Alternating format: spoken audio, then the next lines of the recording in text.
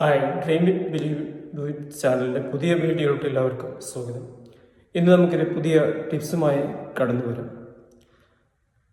വൃദ്ധന്മാരായ ആളുകൾ ഒരു സൗഹൃദ വേദി സംഘടിപ്പിച്ചിരിക്കുകയാണ്. ആ വേദിയുടെ ലക്ഷ്യം അനുഭവങ്ങൾ പങ്കുവെക്കാനും ഏറ്റവും നല്ല സുഹൃത്തിനെ തിരഞ്ഞെടുക്കുവാനുമായിരുന്നു.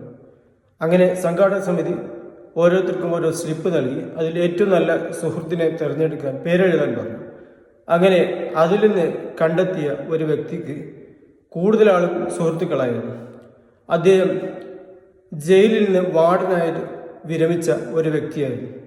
അദ്ദേഹത്തെ നല്ല സുഹൃത്തായി സെലക്ട് ചെയ്യാനുള്ള കാരണങ്ങൾ അവിടെ കൂടിയ ഭൂരിപക്ഷം ആളുകളും അനുഭവം പങ്കുവച്ചു. അതിൽ ഏറ്റവും അവസാനം ഒരു വ്യക്തി അനുഭവം പങ്കുവെക്കുന്നത് ഇങ്ങനെയാണ്.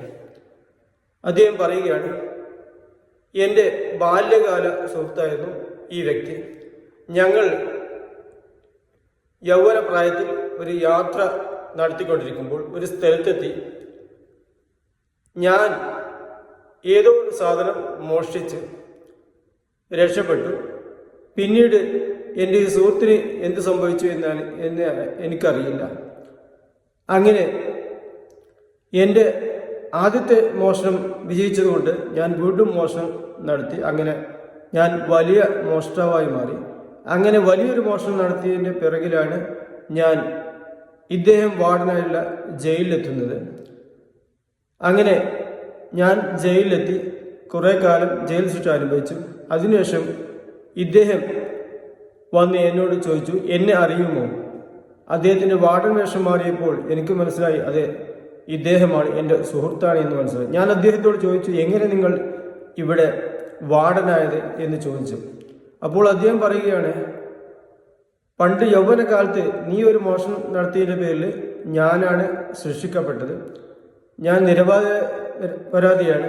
ഒരുപാട് കാലം ജയിൽ ശിക്ഷ അനുഭവിച്ചു. അങ്ങനെ ഇരിക്കുമ്പോൾ അന്നത്തെ ഞാൻ വരുമ്പോഴുള്ള വാർഡൻ എന്നെ സമീപിച്ച് ഒരു കാര്യം പറഞ്ഞു, നിങ്ങൾക്ക് ജയിലിൽ നിന്ന് രക്ഷപ്പെടാൻ ആഗ്രഹമുണ്ടോ?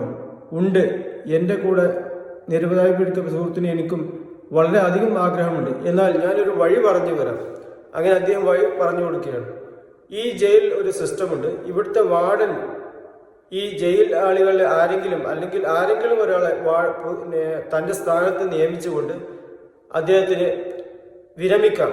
ഇതൊരു ഒഫീഷ്യൽ കാര്യമല്ലെങ്കിൽ ഭരണാധികാരി അംഗീകരിച്ച ഒരു കാര്യമാണ്. അതുകൊണ്ട് നിന്നെയാണ് ഞാൻ ഇതിന് സെലക്ട് ചെയ്യുന്നത്. എൻ്റെ കൂടെ ജയിലടച്ച വ്യക്തിയുണ്ട്, അദ്ദേഹം എൻ്റെ സുഹൃത്താണ്, അദ്ദേഹത്തിനാണ് ഈ ഓഫർ കൊടുക്കേണ്ടത്. ഏതായാലും നമ്മൾ ബാല്യകാല സുഹൃത്ത് ബന്ധം പാലിച്ചുകൊണ്ട് നിനക്ക് ഞാൻ ഈ ഓഫർ തരാം. പക്ഷെ ഒരു കാര്യമുണ്ട്, നീ റിട്ടയേർഡ് ആകുമ്പോൾ എൻ്റെ കൂടെ നിരപരാധിയായ ഇദ്ദേഹത്തെ ആയിരിക്കണം വാർഡനായി നിയമിക്കേണ്ടത്. എങ്കിൽ നിനക്ക് ഈ വാർഡ് സ്ഥാനം തരാം. അങ്ങനെ ഞാൻ വാർഡ് സ്ഥാനം ഏറ്റെടുത്തു. കുറച്ച് കഴിഞ്ഞതിന് ശേഷം ഇദ്ദേഹം പറഞ്ഞ സുഹൃത്തിന് ഞാൻ എൻ്റെ വാർഡ് സ്ഥാനം കൈമാറി. ഈ ജയിലിൽ നിന്ന് രക്ഷപ്പെടാനുള്ള വഴികളും അദ്ദേഹത്തിന് പറഞ്ഞു കൊടുത്തു. ഇത്തരം ടിപ്സ് ലഭിക്കാൻ ഈ ചാനൽ സബ്സ്ക്രൈബ് ചെയ്യുക. നമുക്ക് പുതിയൊരു ടിപ്സുമായി കടന്നു വരാം. Thanks all.